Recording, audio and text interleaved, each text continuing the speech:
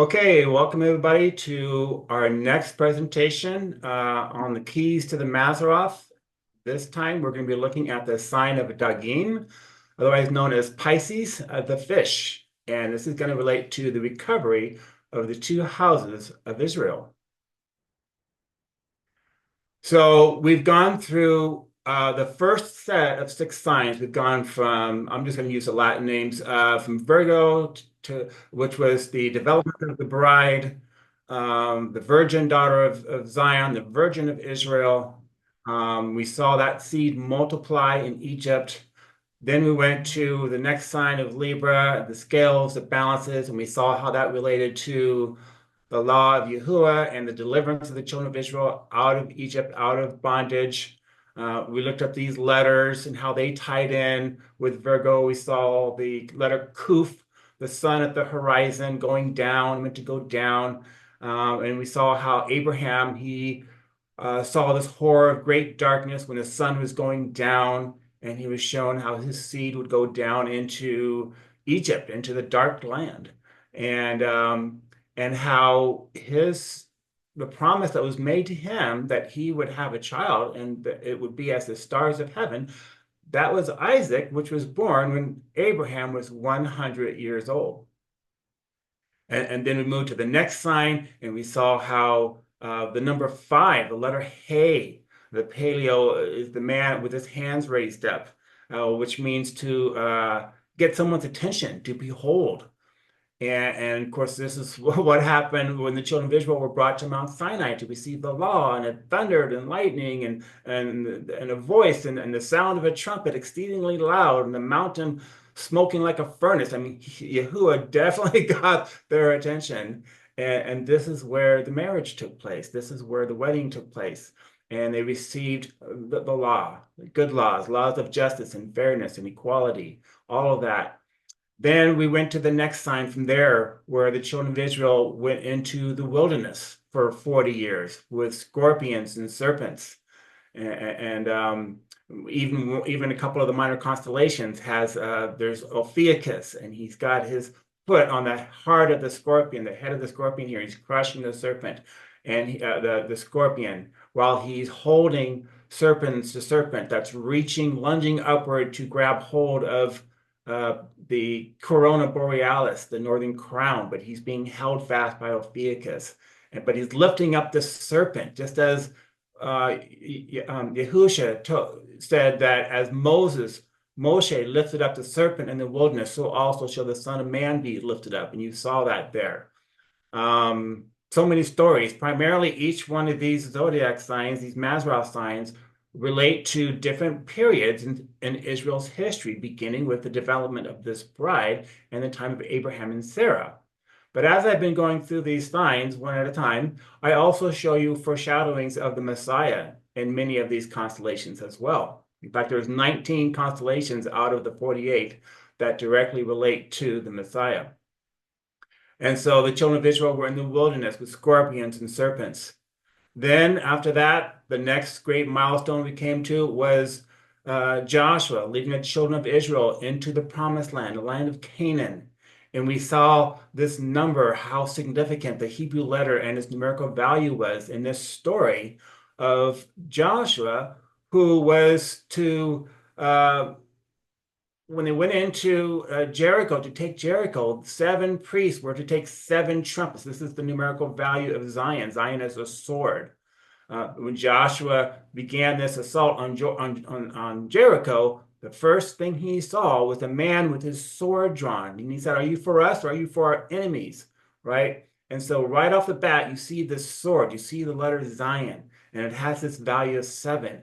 And you had those 7 priests with 7 trumpets, and they marched around the city 7 times. And on the 7th day, they shouted. And we saw how Joshua overthrew 7 nations in the land of Canaan. And then it took him 7 years to do this.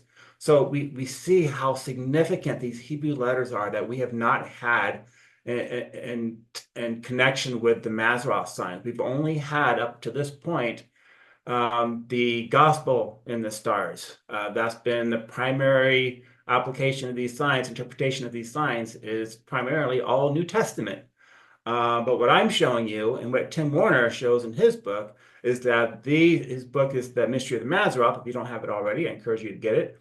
But we're showing you how these signs relate to the history of the children of Israel. Abraham's seed was likened to the stars, right? And so you have this connection, direct connection of the stars with the seed of Abraham. Those who are of the faith of Abraham are counted as the seed.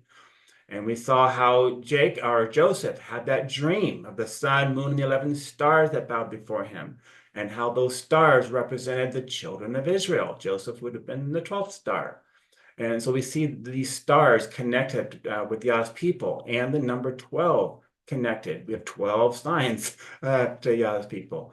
The 12 disciples, the 12 patriarchs, the 12 gates in the city. That we covered this kind of material in our introduction to the Mazzaroth. And then leaving the sign of Keshet or Sagittarius, we went next to Capricorn. And we saw how this relates to the beginning of the reigns of the kings of Israel, starting with King Saul and primarily King David. And we saw how King David, when he first appeared before Saul, he appeared with a kid of the goats. And we saw how his wife disguised him in bed with goat hair for his head. And we saw how Saul pursued David into the wilderness of, well, not really the wilderness, but the oasis of En-Gedi along the western shore of the Dead Sea, the fountain of the goats. And so you see this constant connection of goats with the story of King David. And we saw how even the god Pan, who is supposed to be Capricorn, how there were so many similarities between the god Pan and David. And we saw how this sign here in astrology has been known from very ancient times as the mansion of the kings. And so this sign represented the beginning of the reigns of the kings of Israel. And then last time we looked at the sign of Dali or Aquarius. And that this brought us to the end of the reigns of the kings of Israel, with the pouring out of judgment on the southern fish, the southern kingdom of Judah, this fish here. And we took a look at this star, Formalhaut, and how this star most likely represents the city of Jerusalem, the capital of Judah. And we saw how one of the nebulas, or not the nebulas, but the star itself was so bright when you look at it, but when you block out the brightness, there's a ring of what it looks like a ring of fire that circles around this star, representing the eye or the mouth of this fish. And again, the southern fish corresponds to the southern kingdom of Judah. And so this would naturally, most likely represent the star here, Jerusalem. And it had this ring around it. And we saw how Yahuwah put a ring of fire, as it were, around Jerusalem and around Judah to protect them. But then we also saw how it was prophesied how their enemies would surround them. And that happened when Babylon came and took them into captivity. And we saw that again when Yahusha was here, and how he said, the days were coming when the enemy will surround you, right? And the Romans came in 70 AD, and they surrounded the city. And so that was a really fascinating study. We looked at one of the minor constellations of Cygnus, the swan, and we saw how that swan was not originally a swan, but in Arabia, it was known as the flying eagle. And we tied that eagle directly to King Nebuchadnezzar, who in Ezekiel 17, there's these two eagles that are mentioned. They're full of colors and feathers, and how this eagle represented King Nebuchadnezzar. In fact, when he lost his mind back there in Daniel, he even began to look like an eagle. His hair grew out like eagle's feathers, and he had claws, growing out of his fingers like bird claws. And so we saw how perfectly this sign represented this judgment being poured out. And we saw, going directly to Scripture, Jeremiah 1, verse 13. Jeremiah is asked, "What do you see?" And he says, "I see a pot, and it's tipping southward, and it's spilling over Judah." Well, this is exactly what you see. You see a pot, it's tipping southward, and it's spilling over Judah, the southern fish. And so this brought us to the end of the reigns of the kings of Israel. This was the beginning here in Capricorn, and this marked the end. And now we come to our next sign, our next set of signs. Now we're moving into New Testament. And so the first six signs cover primarily Old Testament history related to Yah's people. And now we're going to cover the next six signs, which are going to relate to his people in New Testament times. And so, as I've summarized over here, in Pisces, as in Virgo, the seed of Abraham will once again grow into a multitude. Remember here, the Virgo, the woman, she holds this seed in her hand representing the children of Israel, the seed of Abraham, singular as well as plural. That represents the Messiah, but it also represents the seed of Abraham, which refers not only to the Messiah, but also his offspring. And we see here the glyph down here for Virgo is the letter M with a fish attached to it. Now we're coming across over here, and Israel is represented by these two fish, and how it means to grow, to multiply, become numerous, just as the children of Israel did here when they were in Egypt. It grew into a multitude as the stars in the heavens, right? So, so in the Old Testament, it began with the 12 sons of Jacob becoming the 12 tribes of Israel. In the New Testament, it will be through Yahusha, the seed of Abraham. From this seed will grow another great multitude as the seed of the woman in Virgo, built upon the 12 apostles who will go out to the world to preach the everlasting gospel. The first six signs ended with judgment. So we started here and it ended here and ended Old Testament history with judgment being poured out. And the second set of signs from now Pisces up to Leo does the same thing, and it will conclude with a final judgment upon Babylon the Great in the sign of Leo. The second set of signs cover many of the same themes as the first six signs, as history repeats itself. The first six signs represented the natural seed of Abraham, the Israel of the flesh. The last six, all those who are of the faith of Abraham, that are accounted as the seed. And so this is what we're now going to go through and see this development again, where the seed of Abraham, now over here in Pisces, all those who are the faith of Abraham, now they're going to grow into this great multitude as the stars. But in this case, they're referred to as fish. And again, we had this fish symbol over here. But the theme is both the woman and the fish in Scripture both refer to Yah's people, and they're going to multiply. All right, so let's take a look at our constellations and see how we're oriented here. So here are the two fish. You have one fish. They have bands attached to the tails, as you can see, and the other end of the bands attached to Cetus, the sea monster. And you have the Aries with its foreleg crossing, laid over across the bands of the two fish here. And so he is going to be drawing these fish back in, because at this point in time, these two fish representing the house of Israel and the house of Judah, they're going to be drawn back in to covenant, the renewed covenant. And then the minor constellations of Pisces is first of all these bands.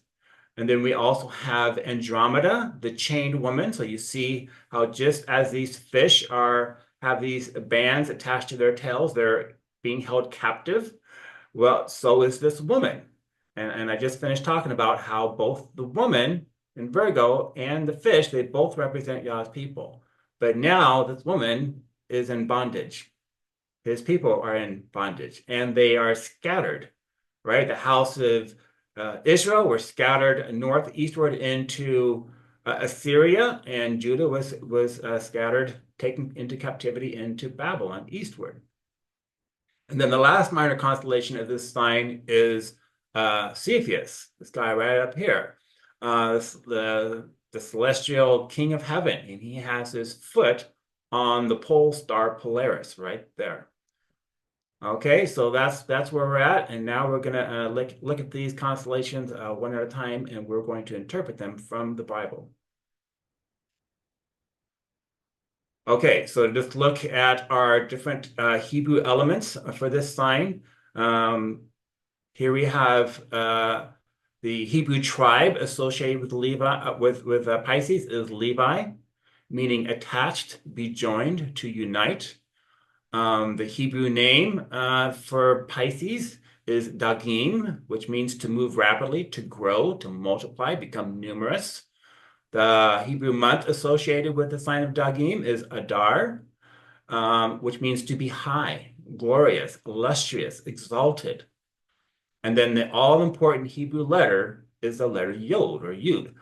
And it means, or it represents in the Paleo, an arm or a hand that's stretched out, just as you have this Aries with its forelegs stretched out across the bands attached to the two fish. You see this. Now, these two signs, if you look over here to the left, they overlap one another. So these two stories kind of go hand in hand. They're not like years and years apart. They're kind of taking place simultaneously when you have these constellations and zodiac signs overlapping one another like this. We'll see the same thing with Aries and Taurus, how Aries overlaps Taurus. You don't even see the back end of Taurus. All you see is its front to feet, but that's it. You don't see the back end of it because it's overlapped by Aries. And so these two are working together simultaneously. And then the meaning of this letter Yod, arm or hand, work, praise, heal, and humility. So all of these words relate to the letter Yod, and then it has the value of 10. So in this next story, this next segment in Israel's history, we're going to see how the meaning of this letter and its numerical value is going to tie in. You're going to see this number in this story, and you're going to see its meaning and how that primarily you're going to see this in the work of the Messiah, how he went about, with his hands, healing people, receiving praise, being meek, humility. He was, of course, very meek, like most. And he went about healing, right? Wherever he went, he healed the people. Okay, so those are our elements. Pisces now is the fish is one of the sky's most graceful and beautiful constellations. Two fish with bands attached to their tails and traveling in opposite directions. Ezekiel 11:17 says, "Therefore say, thus says Yahuwah Elohim, I will even gather you from the people and assemble you out of the countries where you have been scattered, and I will give you the land of Israel." So they are scattered, and now here comes the promise that I will gather you from the people and assemble you out of the countries where you have been scattered. Okay, son of man, take up a lamentation for Pharaoh, king of Egypt, and say unto him, now this scripture, I put this scripture up here, and I'm identifying what this creature is here because these bands are attached to the neck of Cetus, the sea monster. So who does this guy stand for? Who does he represent? Well, I believe we have our answer right here in Ezekiel 32:2. Son of man, take up a lamentation for Pharaoh, king of Egypt, and say unto him, thou art like a young lion of the nations, and thou art as a whale in the seas. Oh, well, this is the back end of a whale, and then you have an animal here. Now, this is artistry, license of an artist to draw it however they draw it. They know it's part animal and part fish or part whale, and this is how it's drawn, but I think it probably should be drawn as a lion, part lion and part whale. Identified with Pharaoh, because initially it was Pharaoh that brought the children of Israel into bondage. Remember that here, this woman is here. She's in bondage. She says Israel was in bondage. And so thou art like a young lion of the nations, and thou art as a whale in the seas, and thou camest forth with thy rivers. This is Eridanus, the river, and troublest the waters with thy feet. Well, here's his feet troubling the water. And foulest their rivers. So I think this represents, in its first application, it represents Pharaoh, who had the children of Israel in bondage. But now we're in Pisces, right? And it still symbolizes bondage. But this is a different kind of bondage now, right? But now you have spiritual bondage. And now you can apply it to Satan himself, who is as a roaring lion, roaming about seeking whom he may devour. And so now you can apply it to Hasatan as well. So Moses warned the children of Israel, if you do not carefully observe all the words of this law that are written in this book, that you may fear this glorious and awesome name, Yahuwah your Elohim, then Yahuwah will scatter you among all peoples from one end of the earth to the other. And there you shall serve other gods, which neither you nor your fathers have known, wood and stone. Now, notice what I have here. This is from Tim Warner's book, Mystery of the Mazzaroth, and this really, this really surprised me when I first saw this. Like, would you look at that? These, if you overlap this constellation of the two fish, where the two fish are united together and attached to Cetus, the sea monster, that would correspond to Jerusalem and generally, Israel as a whole, and they're facing in the direction that they're being scattered. If you lay it onto it like this. And so here you have Babylon over here, and here you have Assyria. So isn't that interesting? Therefore will I cast you out of this land into a land that you know not, neither you nor your fathers, and there shall you serve other gods day and night, where I will not show you favor. Therefore, behold, the days come, says Yahuwah, that it shall no more be said, Yahuwah liveth, that brought up the children of Israel out of the land of Egypt, but Yahuwah liveth, that brought up the children of Israel from the land of the north, from the north. From the lands of the, north, and from all the lands whither he had driven them. And I will bring them again into their land that I gave unto their fathers. Behold, I will send for many fishers, says Yahuwah, and they shall fish them. Well, I wonder who they were. Who were the fishers that were sent out to go fish for them? I think most of you know. We're going to find out real quick. And thus says Yahuwah of hosts, the children of Israel and the children of Judah were oppressed together. Children of Israel, children of Judah, oppressed together. And all that took them captives held them fast. They refused to let them go. So this is the sign of Dagim, this is the sign of fish, and we have a lot of stories. Now that we move into New Testament time and the coming of the Messiah, Yahushua, now all of a sudden we have all these stories that are related to fish with the disciples. And so we had this promise here in Jeremiah 16:16, behold, I will send for many fishers, says Yahuwah, and they shall fish them. And then we come to Matthew 4:18, and the first two disciples that were called were Peter and Andrew. And look what is said here. And Yahushua, walking by the Sea of Galilee, saw two brethren, okay, they're brothers, just as Israel and Judah are brothers. He saw two brothers, Simon called Peter, and Andrew his brother, casting a net into the sea, for they were fishers. Oh, there's our fishers. And he saith unto them, follow me, and I will make you fishers of men. There you go, right there from Scripture. We have the fulfillment of that prophecy, and we see this now being developed in the sign of, or signified in the sign of Pisces and in Aries.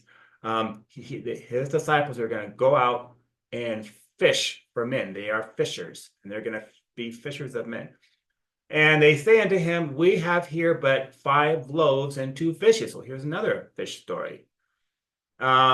He said, bring them hither to me, and he commanded the multitude to sit down. So now here are these multitudes now showing up again, just like in the days of Abraham and his seed growing into a multitude. Repeatedly, as you start reading through the Gospels, you hear of these multitudes that are constantly coming now. And sitting down at the feet of the Messiah to hear his words and be fed and be healed. To sit down on the grass and take the 5 loaves and the 2 fish, and looking up to heaven, he blessed and brake and gave the loaves to his disciples, and the disciples to the multitude. Again in Matthew 15, and his disciples say unto him, whence should we have so much bread in the wilderness, as to fill so great a multitude? And Yahushua saith unto them, how many loaves have you? And they said, 7, and a few little fish. So, and now some have speculated about what these 5 loaves might represent. Perhaps they might represent the bread of life, which would represent the word, which more specifically could represent of the law of Moses, the five books of the Torah, right? And the fish, the two houses of Israel. You could make that application. Again, in Matthew 17, what thinkest thou, Simon? Of whom do the kings of the earth take custom or tribute? Of their own children or of strangers? Peter said unto him, Of strangers. Yahushua said unto him, Then are the children free. Notwithstanding, lest we should offend them, go thou to the sea and cast a hook and take up the fish that first cometh up, and when you have opened his mouth, thou shalt find a piece of money. Take and give unto them for me and thee. So again, another story related to fish, and yet still another one. Simon Peter saith unto them, I go a fishing. So this is after the death of the Messiah now, and Peter's going back to fishing. And remember, this is exactly what they were commissioned to do. I will send for many fishers and I shall fish them. Come and follow me. I'll make you fishers of men. And now here Peter is going out to go fish, but he's going to fish for literal fish. But still, the symbolism is right on. They say unto him, We also go with thee. They went forth and entered into a ship immediately, and that night they caught nothing. But when the morning was now come, Yahushua stood on the shore, but the disciples knew not that it was Yahushua. Then Yahushua saith unto them, Children, have you any meat? They answered him, No. And he said unto them, Cast the net on the right side of the ship, and you shall find. They cast therefore, and now they were not able to draw it for the multitude of fishes. So here is this fish, here's this great multitude, and this is not just a story about Peter catching fish and having enough food to eat for the next several weeks, right? And the disciples. There's a spiritual application here, obviously, right? And this is the disciples who were commissioned to go out and fish for a multitude of fish that would come in, right? And that certainly happened.